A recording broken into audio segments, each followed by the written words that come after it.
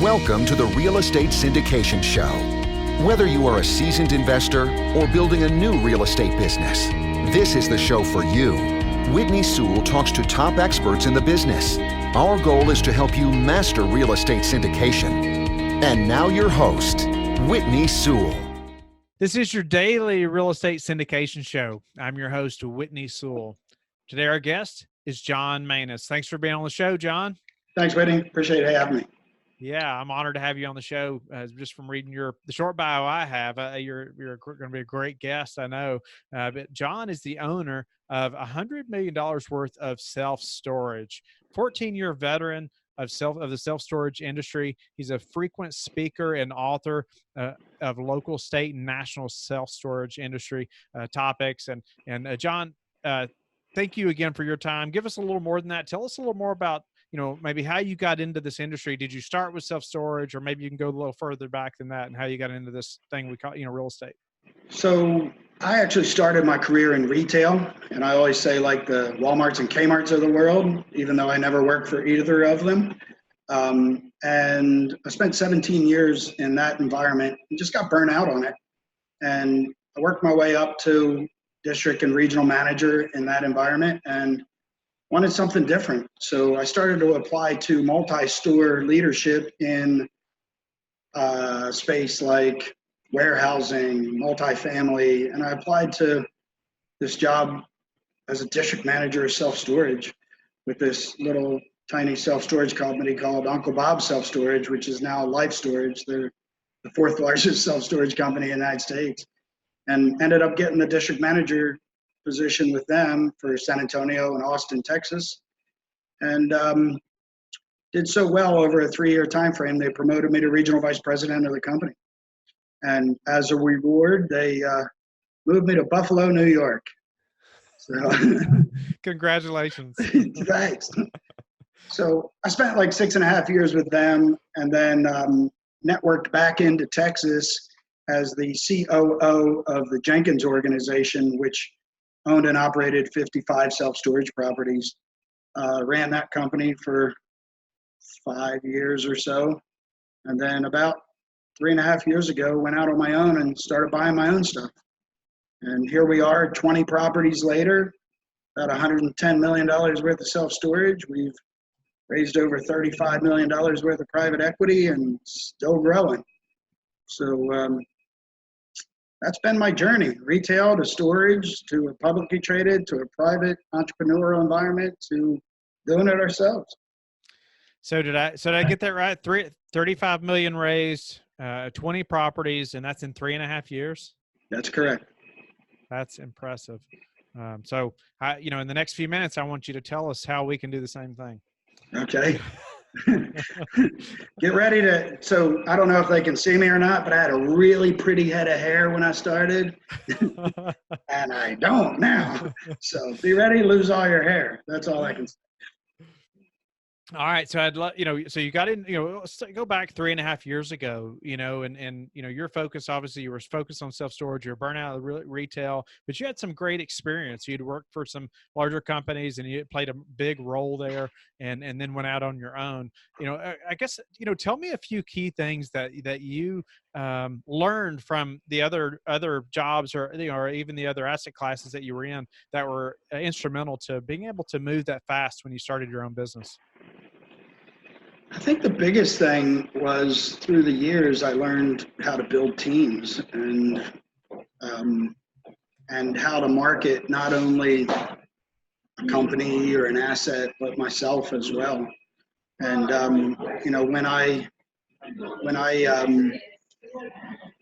when I started to go out on my own, I thought I could raise probably $1 million maybe, but in the end, I raised $1 million in about 45 days. And I was like, okay, wow. And the way I did that really was being out in the storage community, speaking for the prior 6 years. So a lot of those people that invested with me were friends and family, as well as different vendors in the storage industry. So I was able to line up people ahead of time that said, man, if you ever buy a property, I'd invest with you. So when it came time to go raise the money, I literally had a list in a notebook of all the people throughout the years that had told me that. And I called them and they invested. And I was like blown away. I was like, oh my God, they actually invested.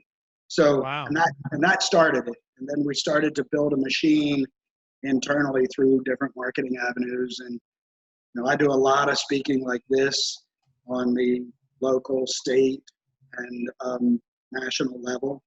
So, now we've gotten really sophisticated. We use CRM and all that kind of stuff, where before I was on the phone making telephone calls and saying, hey, I think you told me you might want to invest. And so now when I do a lot of one-on-one why storage is a good investment, and probably talk to about 1,000 people in 3 years. So, Okay. So they go into our database, and when it comes time to raise money, we do an email blast, and we're raising about $1 million a month right now. Nice. So, I wanted to back up a little bit. You said you learned a lot about building teams, and that's Yep. really what helped you to be successful. Give me a couple of pointers there, a little more in depth about some things or a couple of things that would help us to build that team to help us to be successful. Well, we have a philosophy internally for Pinnacle Storage Properties that we deal with people we like, trust, and respect. And if you don't fall into those 3 categories, then we don't do business with you. I always tease that one of my business partners, Robbie Dunn, falls into 2 out of 3 of those categories. No, but so I hope he listens to this podcast. But so really, what it comes down to is we've got to build that likability. We deal with people that are honest with us because we are really transparent and honest with them. And so it starts there. And then, like a lot of people through leadership, try to build teams with people like themselves. And we've built teams of people that complement each other. But it starts with that core value of like, trust, and respect. And then it builds from there. Like, I'll give you an example. I'm more the extrovert of the group. I do a lot of the public speaking. I'm not afraid to make myself look stupid in public, things like that, which I do all the time. And so I do a lot of the front-facing, raising money, and running operations, where Robbie Dunn is kind of a middle introvert versus extrovert. He has a degree from the University of Kansas as an English major, and he does all the behind-the-scenes stuff, deals with the banks, the insurance companies, does any contract. He does post-investor communication, all of that. So I like to say that Robbie's the letters guy, where I'm the numbers guy. And then you got Eric Osterhus, who's our third partner, who does all the construction-related stuff, either repair and maintenance or E&E, like enhancements and expansions, things like that. And I always like to say that he's the bricks and mortars guy. So if you look at, and he's an extreme introvert. So if you look at us as a team, we're all totally different, but we get along really, really well.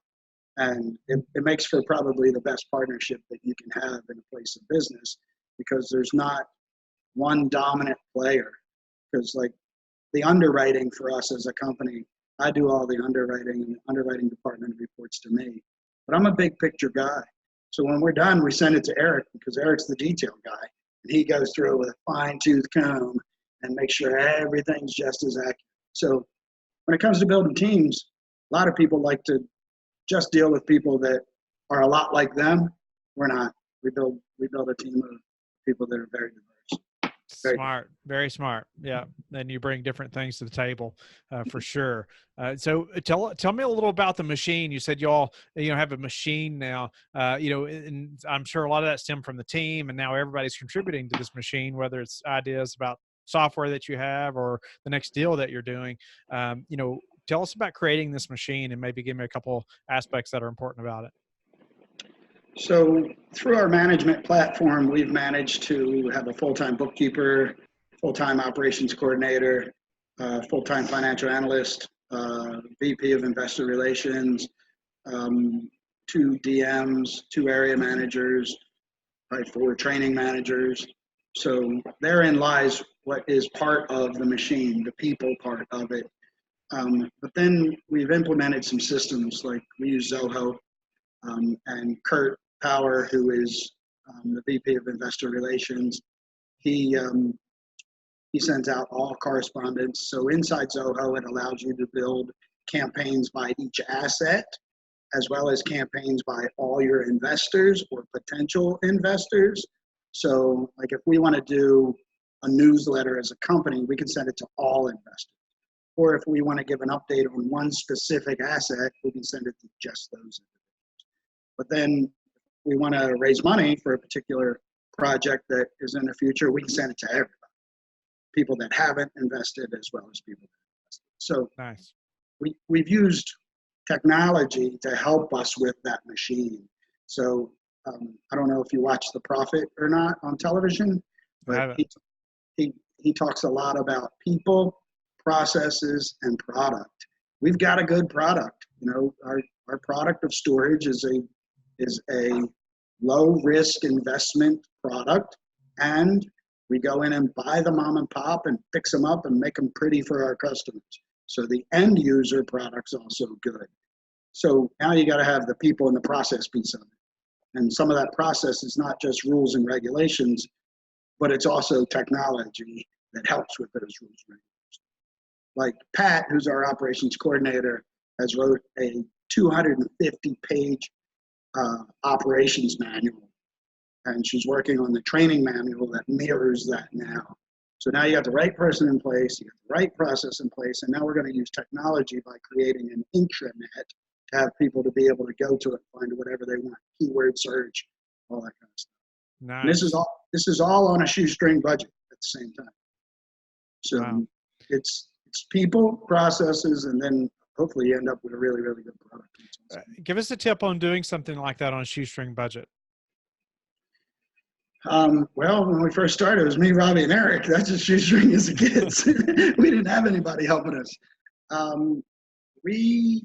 So as you grow a company like this, it's easier to scale people when you have people like at store level. So if you have one store, yes, the store manager's front facing and selling to that general customer, but they got a bunch of downtime as well. So you can put them in charge of a marketing campaign, or you can put them in charge of creating flyers, or organizing your calendar, or booking my travel, things like that is helpful so that we can focus on raising money or what have you. So a lot of people would then go out and hire an administrative assistant, and we've not done that yet because of that shoestring budget. We want to put people in places that are going to have high impact. And I mean, we can book our own travel, right? If we wanted to. That's as shoestring as you get when you run a $100 million company. So it's silly things like that help.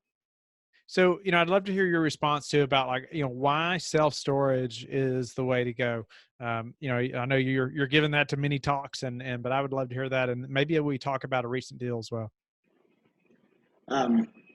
First thing I'll tell you is self-storage has a 2% foreclosure rate. So I'll ask you this. What do you think people do with their stuff when they lose their house? They don't get rid of all of it. That's correct. They put it in storage. What happens when they lose their business? They put it in storage. So same thing happens when the economy expands. So when the economy contracts, people use storage. When the economy expands, people use storage.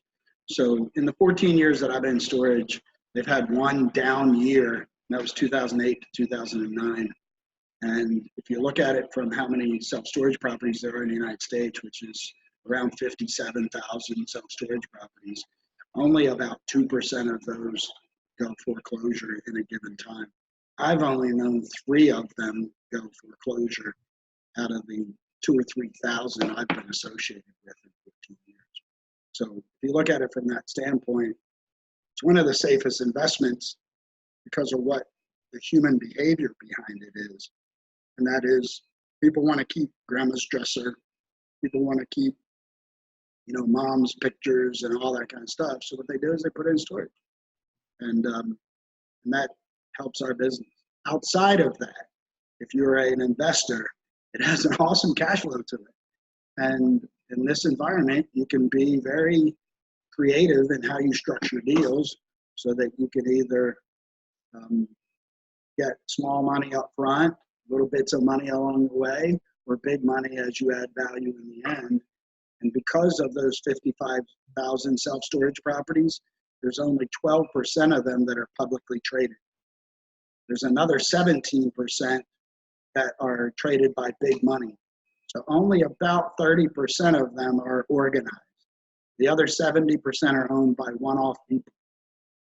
So when you look at it from that standpoint, it's still boots on the ground where you can go, as a common person, you can go buy a self-storage property and still make money at it. Then if you know what you're doing, or you partner with somebody who knows what they're doing, you can make a lot of money. So that's helpful. That's a plus.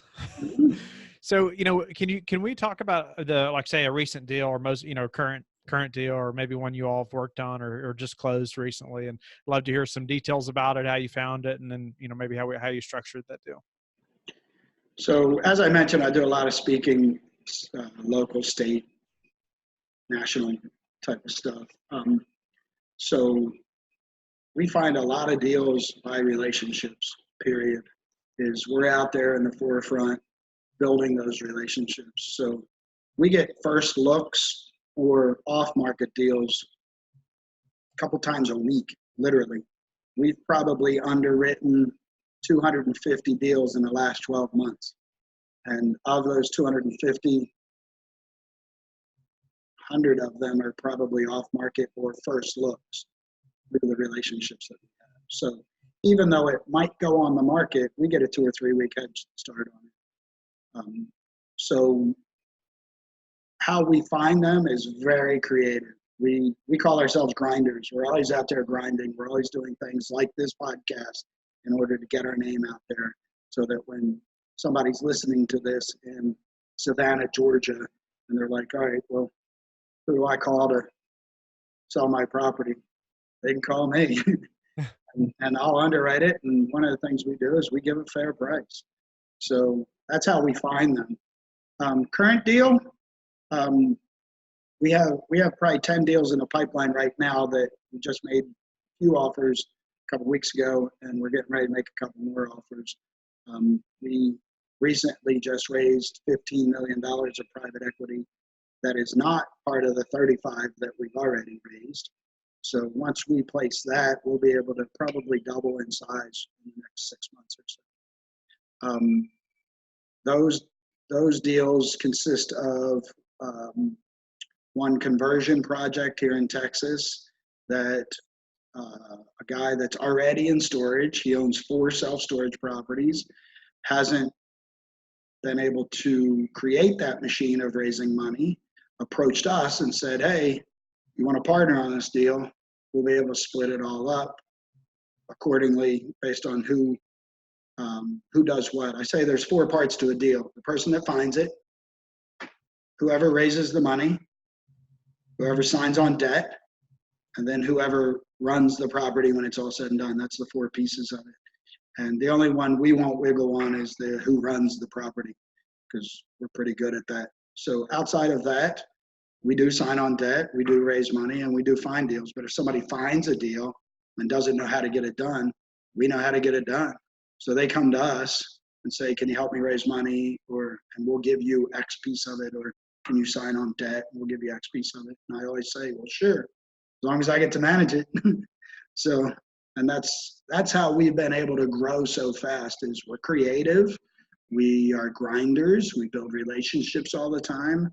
We kiss a ton of babies, but in the end, I mean, we've either we partnered on 5 properties out west in Washington and Oregon that we didn't find the deal, we didn't raise the money, and we didn't sign on debt, but we're operating them, and they gave us part ownership of those properties. So, just because of your track record? Because we're pretty. Yeah, because of our track record. Actually, the guy that owns those 5 properties also has invested over $3 million in a couple of our properties as well. So he came to us and said, look, we got these 5 properties and we know your expertise. We do third-party management. And that's just not something we do. And I said, well, I would do it for a small piece of the pie. He asked me what that number was. I told him. He said, all right, done. I was like, man, I should have said a higher number. So here we are, 5 new properties as of June 1st out in Oregon and Washington State. Wow. So Wow. Just being creative. Yeah, it sounds like it. Tell me, I mean, you're willing to go, sounds like anywhere. If somebody brings you a property and it makes sense, you're willing to make it happen. That's correct. Yep. Yeah. So how's your team prepared, say, for this quote downturn, end quote, that everybody says is going to happen? I think we'll do fine because we're in storage. So I don't know that our current administration is going to allow for a so-called downturn. I think they're trying to do anything and everything they can to prevent that downturn, including lowering interest rates and printing money and all kinds of stuff like that. So, but let's say it does happen. The advantage to us in the private sector versus the public sector is our assets, in theory, do not take a tank like Wall Street's assets do. And mainly because of how we source money. So, they source money in the institutional market. We source money in the private market. So if that happens and money becomes more expensive to us, we could still be creative on how we structure deals to get deals done. To us, cash flow is king. So as long as I'm paying my mortgage and you as an investor are getting a return, do you care? The only time it has an effect on you as an investor is if we sell that property right then and there. That's it. Now, sometimes it does have an effect on you if you have to refinance during that downturn, right? Because capital either becomes more expensive or harder to get and things like that. But based on how we've networked with the different private placement type of money that we have access to, we'll still be fine. We might cash flow a little bit less because of a bridge loan or mezzanine financing to get us to pass that hump. But in the end, the asset itself is still nice. Yeah, cash flow is king. I agree. It's and in the public sector, it's not, because like as a REIT, real estate investment trust, they have to give 92% of those profits back to their investor. They're only allowed to keep 8% of it. And so where we don't have to do that. I mean, if we have nothing to give back to them, we don't have anything to give back to them. But if we have surplus because it's storage and people are using it more during a downturn, then we give them more money back versus less. And so we're prepared just by doing the same thing we've been doing, same blocking and tackling, same marketing. I think the difference is you change your marketing channels just a little bit, where you start to distress areas and try to get that customer in the door. And the beauty of us is our customers stay an average of 25 months. So once you get them in the door, let's say you give them a free month rent, who cares? They're going to stay another 25 months. Yeah. So unlike the apartment world where your leases are 12 to 15 months, ours are every 30 days. So I technically can move your rate every 30 days if I want to. We're not that mean. We don't do that. But it gives us the flexibility that as that demand spikes because of people moving out of their houses, I can actually raise rents versus in the multifamily sector, as people are moving out, they got to lower the rent in order to increase their occupancy. The opposite happens for me. Wow. So what's a way that you've recently improved your business that we could all apply to ours? The biggest way is I partnered with a company out of Austin called Fine View Marketing about a year and 2 months or so ago. And they not only do all of our marketing for our stores, they do all of our signing, our print material, all of our digital, SEO, all of that. But they also do all of our marketing for our home office. And they have a team of people that, obviously for a fee, that just help keep that machine running. We've got the internal machine, but we also got the external machine too. And they continually apply grease and oil and gasoline to that. I mean, like a great example is, I don't know, I think we're connected on LinkedIn, but you'll see posts from me all the time on LinkedIn. That's not me. That's my marketing team. So you'll see the videos from me, which obviously is me, but they do posts like on 9/11. They did a great post on Friday the 13th. They did a great post, all that. And next thing you know, my phone starts lighting up that people are making comments and all, and I didn't even know I put a post on LinkedIn. So probably the best thing that we've done recently is partner with them, that they continue to fuel that, and it's a reasonable cost, so that we're not just dumping money into a marketing company that's getting no result. Like as an example, our store level volume increases 30 to 40% over last year, just based on partnering with them. Wow. Yeah, that's great numbers. And it also goes back to the team, right? I mean, your partnership, increasing your team. Yep. So that's awesome. So what, if you had to pick one thing that's contributed to your success, what would it be? Work ethic, probably. Not just work ethic from me, but work ethic from my partners.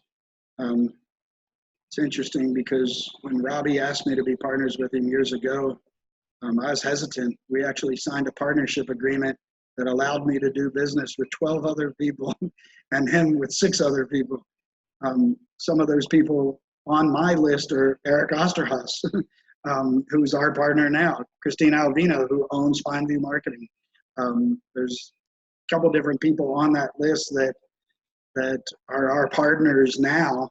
We've since burnt that partnership agreement. It doesn't mean a whole bunch anymore because we realize we're better as a team than we are as individuals. But the biggest thing is I was concerned, because I know I'm a workaholic, that Robbie was going to be able to keep up with me. And interesting enough, he outworks me all the time. And so does Eric. So, I would honestly, I'd just say work ethic is stick-to-itness, not afraid to fail, but when you do trip and fall, get back up and keep running at it. Most people get to that point where they go, man, this ain't working. We don't do that. We get there and we go, well, there's got to be a better way. And we try to figure out a way to get through it. So work ethic, stick-to-itness, I think that's been the biggest thing. And great partners. I mean, my 2 partners everybody complains about their partners. I don't. Mine are awesome. So that's great. That's great. And goes back to your team. Yeah. Just what you elaborated on in the beginning. But what about before we have to go, like your best advice for caring for investors so they want to come back? Transparency. I mean, when times are good, they know about it. When times are bad, they know about it. I take pride on answering my phone calls and having tough conversations sometimes. I think when you're upfront with people, the like, trust, and respect thing that I mentioned earlier. I mean, not only do we want it, but we have to give it. So if you don't trust me, you're not going to like me, and you're not going to respect me, right? So, but as with investors and or with yourself and partners, sometimes you got to call your kids ugly, and and sometimes those conversations aren't the easiest ones, So, but even when you're transparent with them of why it happened or what's going on, we do quarterly reports where all of our investors know what's going on at all times. And then if there's something positive, like we're doing expansion in a store, and we needed approval to go buy the land behind it. We had a call, told them what was going on. They were like, okay. We took a vote. It was 100% vote. We moved on. So that's a good message, right? Well, we had another situation where we had to tap into additional $250,000 because the asset wasn't going according to plan. We got on a call. We discussed why. They all knew why ahead of time because it's been in the quarterly reports every quarter. We voted on how to handle it. They all voted yes. Here we are. So they got to trust you. And if you don't answer their phone calls, if you hide, if you're vague, all that kind of stuff, they're not going to reinvest with you. I mean, we got investors that have invested in 6 or 8 properties with us, all because of that reason. Nice. And so before we have to go, tell us how you like to give back. Oh, that's a great question. Thanks for asking that question because that is who we are as a culture. First and foremost, we like to give back to our team. So I'll use my full-time bookkeeper as the example. She's sitting at the end of the aisle right there. I was talking to her about a year ago, and she's from Lebanon, and I asked her when last time she was back, and she was like, it's been like 4 years, and the reason is because she has 2 adult kids and her and her husband, and she's like, it's like $2,000 for us to fly back.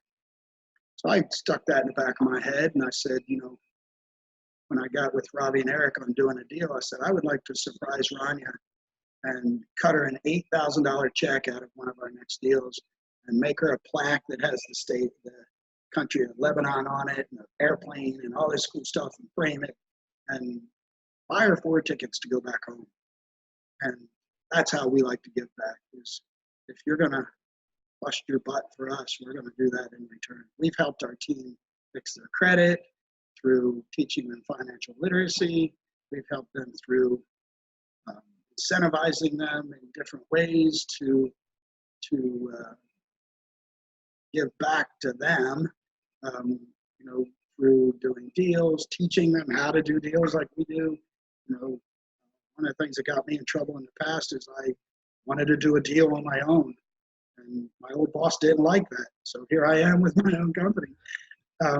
So we teach them how to do that, and we actually encourage them to go do it. And we help them through the process. So if they wanted to buy a deal, we would help them. We'd help them raise the money. We'd help them sign on debt. They could find it. Wow. Well, if you're hiring, maybe you should put that out.